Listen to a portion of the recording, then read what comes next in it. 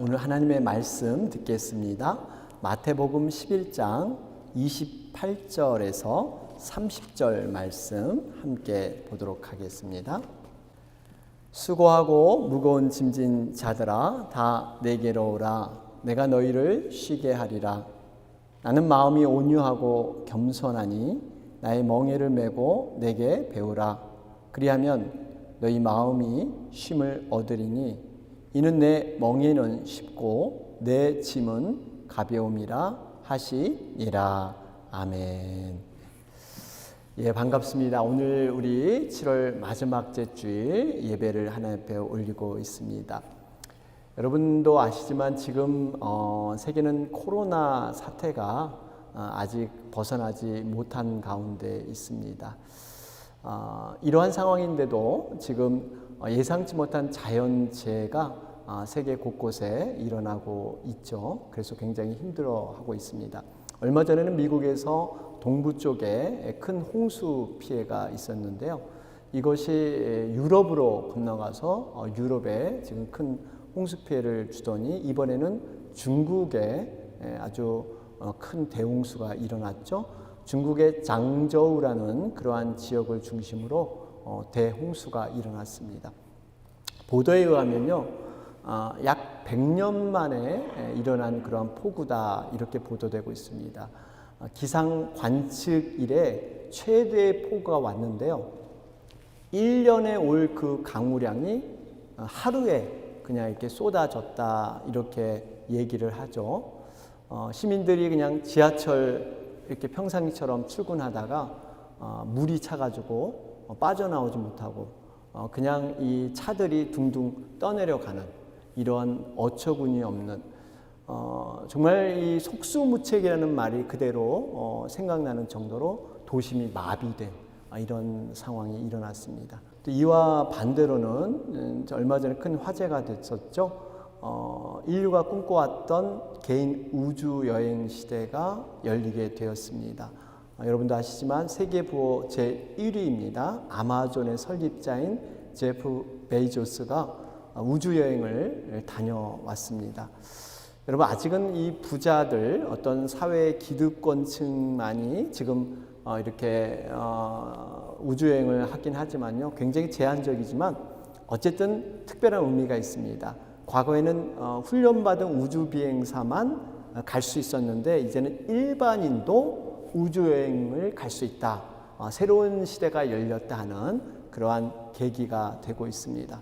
여러분 이렇게 과학 문명이 급속히 발달함에 따라서요, 인간이 막연하게 꿈꿔왔던 이런 상상했던 것들이 현실적으로 일어나는 이러한 시대가 되었습니다.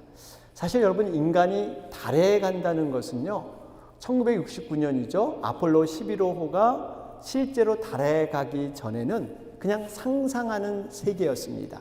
그저 만화책이나 공상과학에서 아이들에게 우주에 대한 꿈과 희망을 주기 위해서 그렇게 상상력을 키우기 위해서 줬던 것인데 실제로 현실에서 지금 이루어지고 있는 것입니다. 그 외에도 계속 연구를 해서 이제는 일반인들도 우주여행을 가는 이러한 시대가 온 것입니다. 여러분 이렇게 과학 문명은요, 인간이 상상하고 꿈꾸는 것을 아니 그 이상의 것을 이루어가고 있습니다. 여러분 지금 당장 이렇게 공공단체나 기업체에다 전화를 해보면요, 이제는 사람이 전화를 받지 않습니다. AI, 인공지능 로봇이 전화를 받아서 일을 처리하게 되어 있습니다. 여러분 이런 시대가 지금 현대 시대죠. 여러분 그런데 한번 생각해 보세요. 이렇게 과학이 폭발적으로 발전이 돼서 한쪽에서는 우주여행을 하고 인공지능 로봇이 사람 일을 대신하는 이런 놀라운 시대가 지금 되었는데요. 또 한편에서는 여전히 이 자연재해 앞에서 아무것도 할 수 없는 인간의 무력함을 보여주는 이러한 장면을 우리는 볼 수가 있습니다. 이번 홍수 피해를 입은 유럽이나 중국은요, 후진국이 아닙니다. 과학기술이 뒤처진 나라가 아니에요.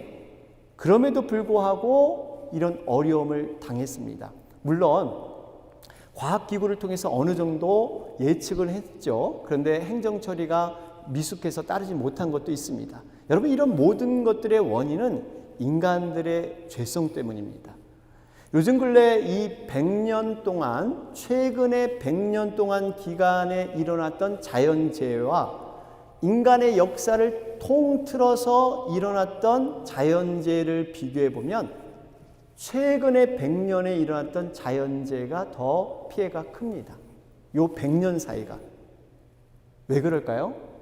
하나님이 주신 질서, 그 자연의 질서를 인간들이 파괴하기 때문에 돌아오는 응보 때문에 받는 재해입니다.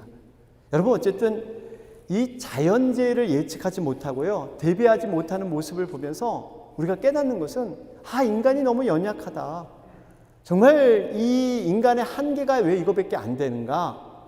자연을 창조하시고 주관하시는 하나님 앞에 인간은 어쩔 수 없이 피조물이다. 정말 겸손해져야 된다.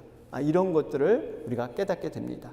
그러면서 한 가지 더, 여러분, 인간이 할 수 있는 것이 있고요, 인간이 할 수 없는 것이 있습니다. 인간이 해도 되는 일이 있고 해서는 안 되는 일이 있다는 거예요. 분명히 구분이 있다는 겁니다. 예를 들면 여러분, 사람이 어떤 유전자를 조작한다든지 생명을 임의로 다루는 것, 이것은 하나님께 속한 영역이에요. 인간이 건드려서는 안 되는 것입니다. 이것은 크나큰 재앙을 일으킬 겁니다. 여러분, 이 세상은 과학 문명이 아무리 발달하고 했지만요, 여전히 예측 불허의 미래가 있죠. 화면에서 보셨잖아요. 한 치 앞, 그 한두 시간의 앞의 일을 예상하지 못해서 차를 타고 가다가 그냥 홍수를 만나 떠내려가는, 죽음을 맞는, 이것이 어떻게 보면 우리의 인생의 모습과 동일하다는 것입니다. 내가 어떤 일을 계획하고 열심히 노력하면 이룰 것 같습니다. 행복해질 것 같습니다. 그런데 그렇지 않습니다. 우리가 설사 내가 생각했던 것을 이뤘다고 한들, 여러분, 내가 성공하기 전에 생각한 만큼 과연 행복한 것일까? 그렇지 않습니다. 현실은요, 절대 그러한 행복을 줄 수가 없습니다. 여러분, 사람들에게는요, 이렇게 자신이 인식하든 인식하지 못하든 짐들이 있습니다. 미래에 대한 불확실한 그러한 두려움이 있고요, 어떤 건강의 문제, 아니면 재정의 어려움, 어떠면은 인간관계, 풀리지 않는 그 인간관계의 문제들도 있을 수 있어요. 또 자녀들에 대한 기대가 있는데 그 기대가 이루어지지 않는 자녀의 어려움의 문제들이 있습니다. 이런 짐들은 평생 우리가 지고 가야 할 짐들이에요. 여러분, 겉으로 보기에는 성공해서 번듯해 보이고 남들이 다 부러워할 것 같지만 그 내면을 펼쳐보면요, 막상 그 속에는 어려움의 짐들이 많이 있습니다. 제가 방금 말씀드린 이 아마존의 설립자, 여러분, 이 사람이 지금 잠시는 대표에서 물러난 상태죠. 그런데 여전히 세계 부자 1위예요. 제프 베이조스라 그랬죠. 그의 재산이 올해 1780억 달러예요. 한국 돈으로 환산해 보면 201조 4070억 원. 201조 4070억 원. 여러분, 이 돈은 상상이 안 가는 돈이에요. 이 사람은 매일같이 하루에 한국 돈으로 10억씩 맨날 불태워도요, 평생 다 불 못 태워요. 그 돈을 다 없애지 못해. 불태워, 맨날 일어나가지고 아침에 일어나서 불태우는 거 맨날 해도 이 돈을 다. 그런데 이 사람이 과연 짐이 없을까요?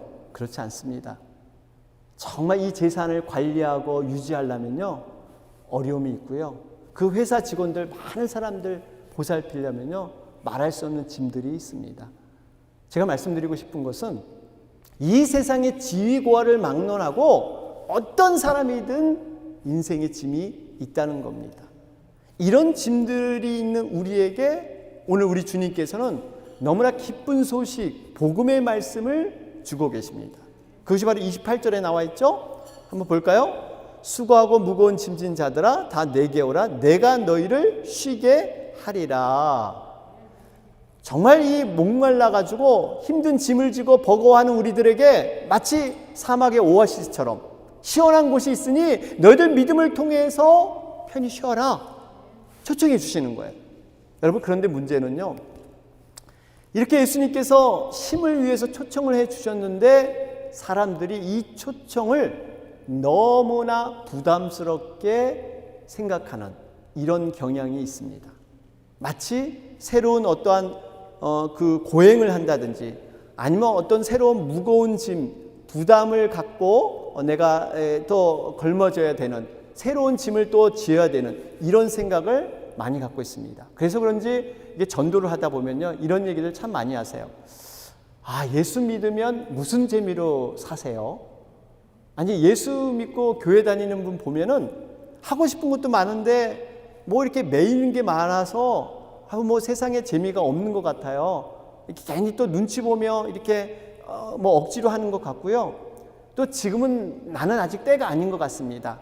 지금은 그냥 내 생각대로 살다가 나중에 나이 들어서 그때 한번 생각해 볼게요. 뭐 이러신 분들이 종종 있습니다. 여러분 어떻습니까? 과연 그럴까요? 우리가 믿음 생활 한다는 것, 신앙 생활을 한다는 것은요, 과연 새로운 무거운 짐을 또 지는 그러한 경우가 될까요? 물론 우리가 예수님을 믿게 되면요, 하지 말아야 할 것들, 또 해야 할 일들, 뭐 이런 것들이 없지 않아 있습니다. 이것도 내가 그것을 결정하는 게 아니라 내 마음속에서 성령님이 주시는 마음이세요. 이것을 내가 인위적으로 뭐 하기보다는 그런 마음으로 하는데, 어쨌든 간에 여러분 분명한 것은 믿음은요, 우리를 구속하거나 부담만을 주는 것은 아닙니다. 아마 이런 예화를 들 수 있어요. 여러분, 부모님이 있는 자녀와 부모님이 없는 고아, 누가 더 행복한 것일까요? 여러분, 부모님이 계신 그러한 자녀들 아닐까요? 부모님이 계셔서 우리 자녀들을 책임지고 잘 성장하도록 사랑해주며 지원을 해줍니다. 그리고 때로는 자녀가 잘못된 길로 갈 때는 따끔하게 훈계도 하시고 야단도 쳐주시죠.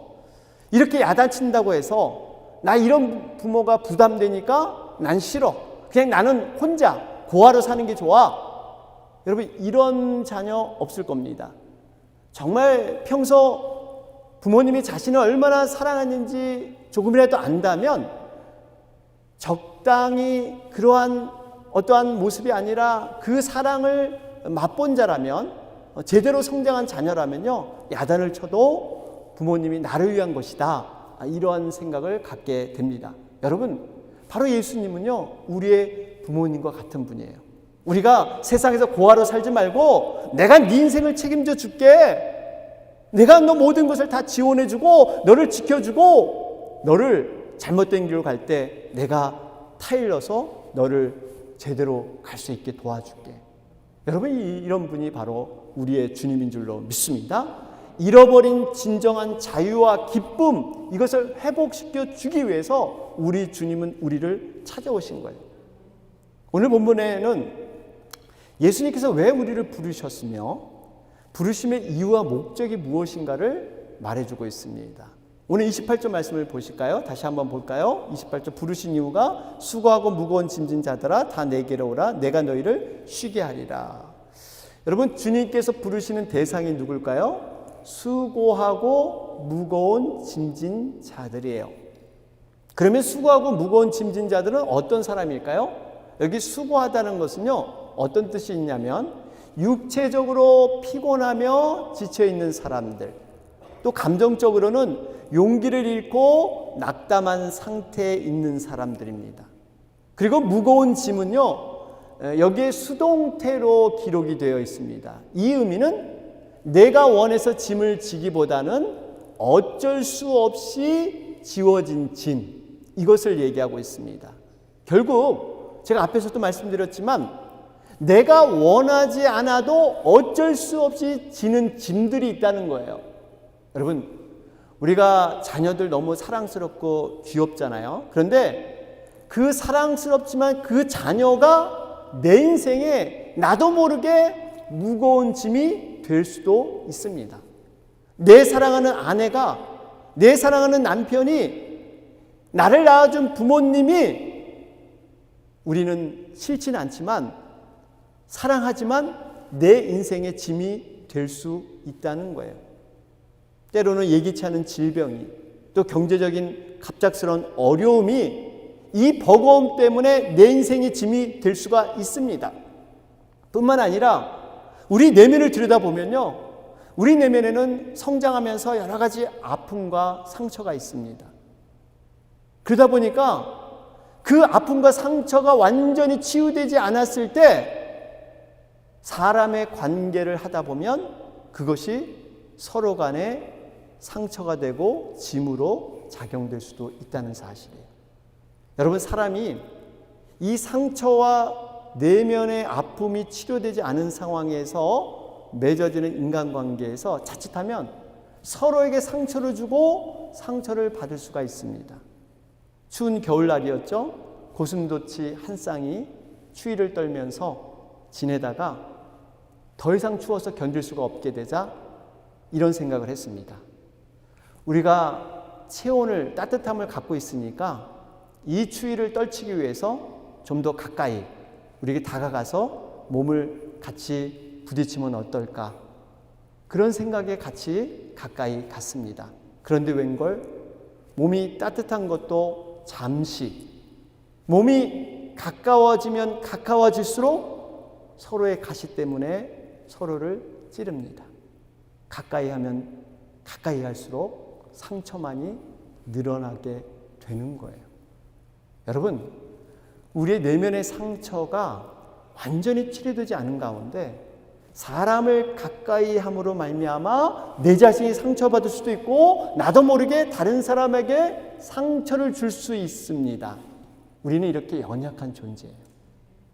이 상처가 나도 모르게 무거운 인생의 짐이 되어서 나를 짓누를 때가 있다는 것입니다. 이런 모든 짐들, 우리는 외적으로나 내적으로 정말 이러한 인생의 짐들이 다 누구나 있어요. 그런데 이러한 짐들이 어디서 비롯됐냐? 그 근원을 따라보면 죄악의 짐 때문에 비롯됐다는 사실이에요. 아담이 타락함으로 말미암아 하나님의 형상이 파괴되었습니다. 하나님의 관계가 단절되었어요.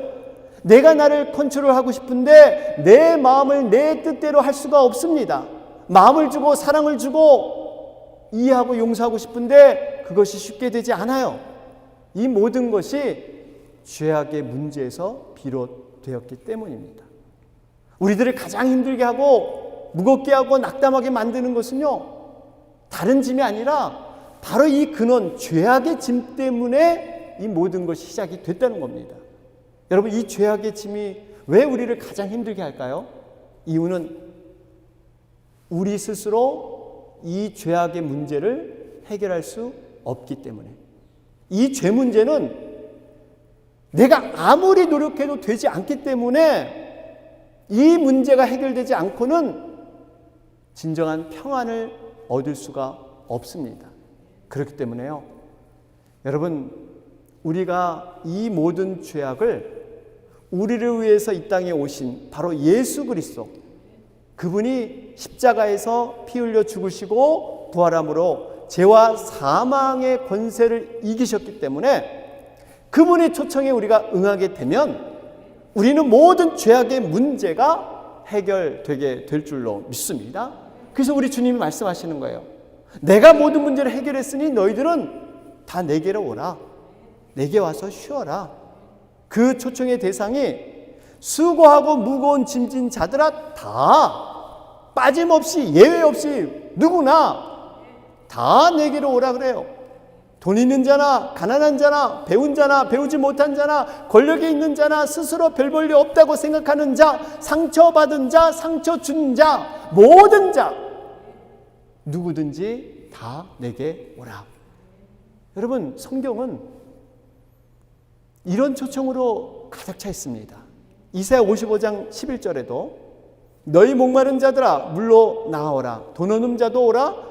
너희는 와서 사 먹되 돈 없이 값없이 와서 포도주와 젖을 사라.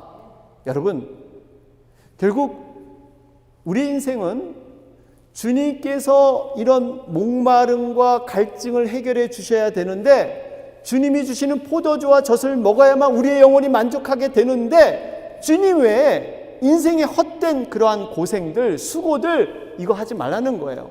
참 생명 되시고 참된 양식이 바로 주님 자신이다, 이렇게 말씀하고 있는 것입니다. 여러분, 우리는 그저 주님 앞에 나와서 주님이 주시는 거 받아 먹으면 돼요. 다른 어떠한 조건이나 다른 어떠한 이 자격이 필요 없습니다. 그저 주시는 거 우리는 받아 먹으면 이 속에서 참 쉼과 평안이 흘러 넘치게 될 줄로 믿습니다. 그러면 어떻게 우리는 인생의 쉼을 얻을 수 있을까요? 이게 중요합니다.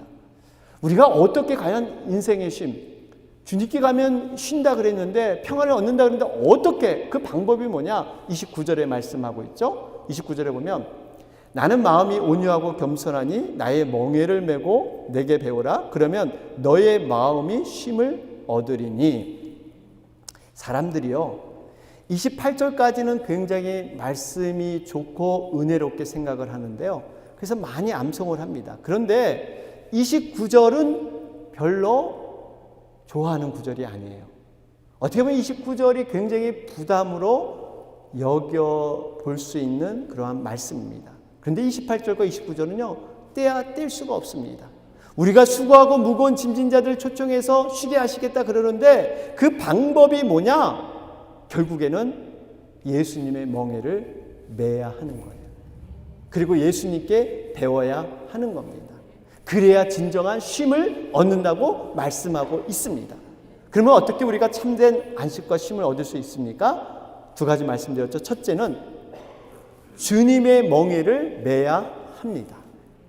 주님의 멍에를 매야 돼요.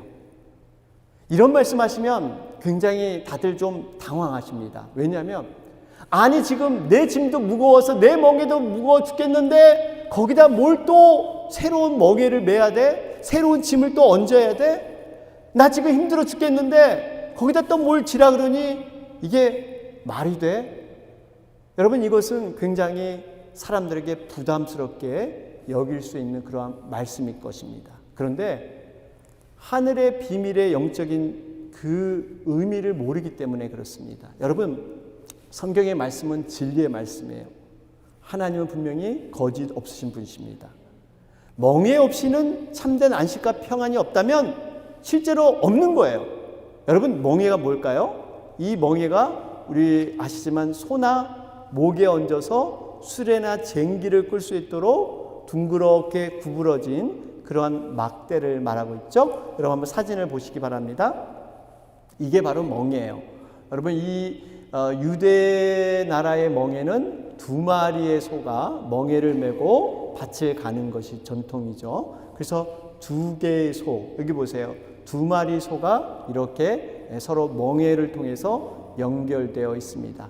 여기 사진을 보시면 이스라엘에서 농사를 지을 때 두 마리가 함께 멍에를 지는데요, 한 마리는 오랫동안 밭일을 오랫동안 해서 너무나 일을 잘하는 능숙한 소예요.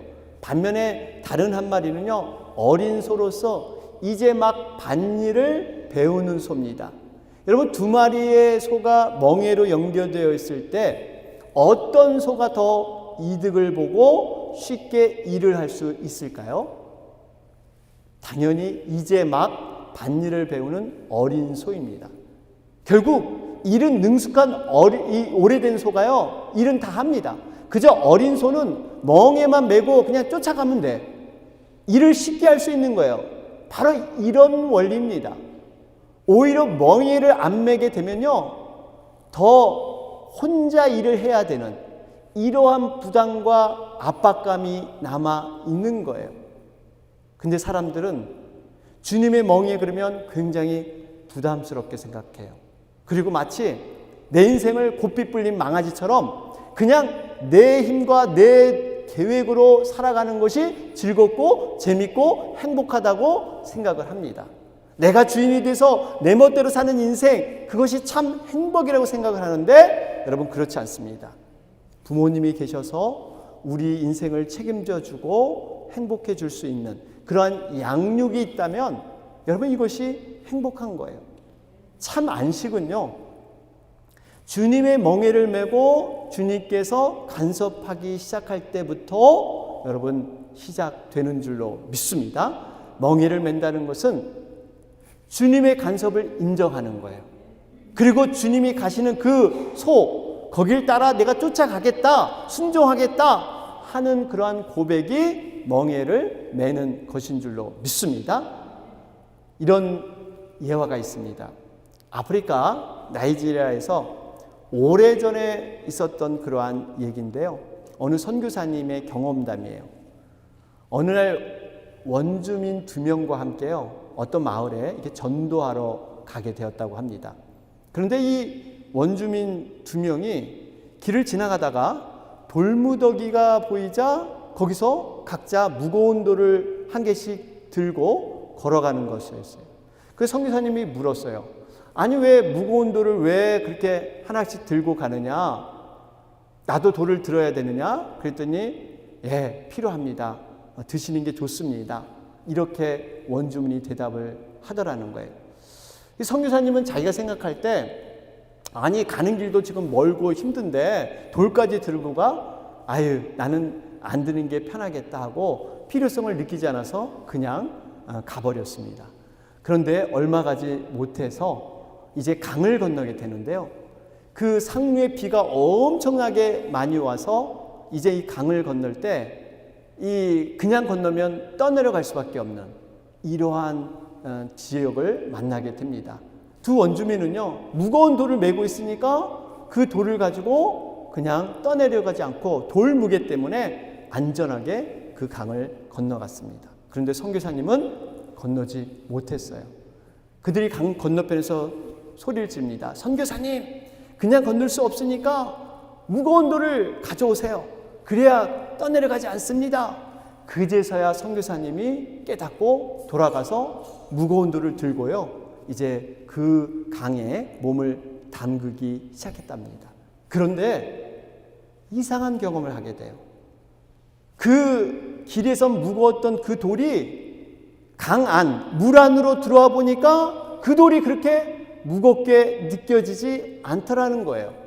그러면서 그 돌 때문에 자신이 떠내려가는 것이 떠내려가지 않고 그것을 건너갈 수 있는 그러한 방법을 체득하게 됩니다. 바로 이 원리가 멍에를 지는 자의 유익인 줄로 믿습니다. 여러분, 우리가 이 험한 세상을 살아갈 때요, 어떻게 이 세상의 거친 풍파, 죄악의 유혹들, 이러한 것에 떠내려가지 않고 우리가 천국까지 갈 수 있을까? 이것은 주님의 멍에를 매야 합니다. 이 멍에는 돌처럼 겉으로 보기는 무거워 보이지만 내 자유를 뺏는 것 같지만 결국 이 멍에를 매야 세상을 온전히 건너갈 수 있다는 거예요. 여러분, 우리가 조금이라도 신앙생활을 하기 위해서, 정말 예배드리기 위해서 바쁜 생활 가운데 말씀과 기도로 힘쓰고 나를 부인하고 주님 앞에 순종하며 살아가는 것, 이 모든 것이 멍에처럼 보일지 모르지만요, 우리가 인생의 험난한 강을 건널 때는 오히려 우리를 든든히 지켜주는 반석이 될 것이고 우리의 요새가 되는 줄로 믿습니다.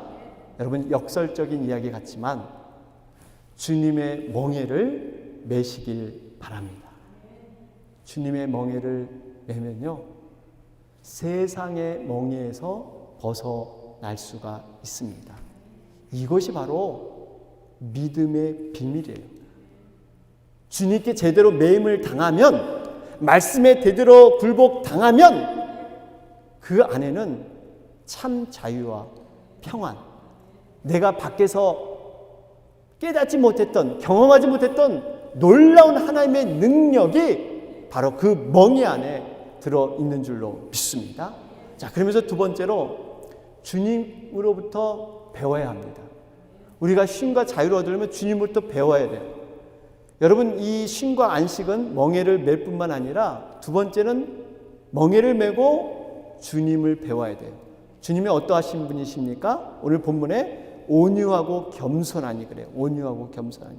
여러분, 온유와 겸손을 배워야 될 줄로 믿습니다. 요즘은 경쟁 시대이기 때문에 사람들이 온유하다, 겸손하다 그러면요, 약간 별로 좋아하지 않습니다. 마치 나약한 모습처럼, 뭐 줏대가 없다든지, 너무 정말 이렇게 좀 여리다, 겸손하면 자기 거 못 찾아 먹어, 뭐 이런 생각들을 많이 하시는 것 같아요. 그런데요, 성경에서 말하는 이 온유와 겸손은요, 어떠한 친절도 아니고 나약한 모습도 아닙니다. 성령이 말하는 이 온유는 하나님의 마음을 품고 힘의 강약을 조절할 줄 아는 자, 정말 하나님 앞에 자신을 굴복시킬 줄 아는 자, 이러한 능력을 가진 사람이 온유한 자인 줄로 믿습니다. 하나님이 가라 하면 가고 멈추라 하면 멈추는, 철저히 순종하는 삶. 예수님이 그랬잖아요. 로마의 군인들이 자신을 십자가에 못 박고 자신을 향해서 침을 뱉고 욕설을 할 때, 저주를 할 때 예수님께서 당장이라도 하늘에서 불을 내려가지고 그를 죽일 수도 있었습니다. 그런데 우리 예수님은 하나님의 뜻을 따랐습니다. 오히려 그들을 위해서 아버지여, 저들의 죄를 용서하여 주옵소서. 자기가 하는 것을 알지 못하나이다. 여러분, 이것이 바로 온유의 모습입니다. 온유는 적당히 타협하고 그저 부드러운 물에 물 탄 듯, 술에 술 탄 듯 이렇게 하는 게 온유가 아니라 철저히 하나님 뜻에 순종하는 강한 능력이 바로 온유 안에 들어 있다는 것입니다. 결론을 맺겠습니다.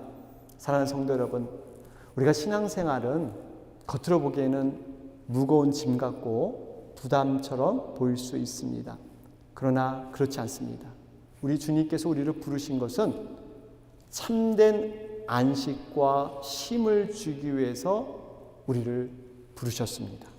이것을 얻기 위해서는 오직 한 가지 방법, 주님의 멍에를 메고 주님을 배우는 것입니다. 멍에가 처음에는 다른 짐처럼 부담처럼 느껴질지 모르지만 이것을 저 보면 내가 정말 나의 무거운 짐을 내려놓을 수 있는 귀한 통로가 되었다. 내가 세상에 살아가는데 주님의 이 멍에 때문에 세상에 떠내려가지 않고 내가 정말 내 본능의 감정에 살아가지 않고 제대로 말씀 안에 서게 됐다. 이런 고백을 하게 될 것입니다. 바라기는 이 멍에를 정말 사랑하셔서 주님의 십자가, 그 십자가로 여러분 여기시면요, 반드시 하나님께서 그 멍에를 통해서 하나님의 보상과 하나님의 놀라운 상급을 우리에게 내리실 줄로 믿습니다.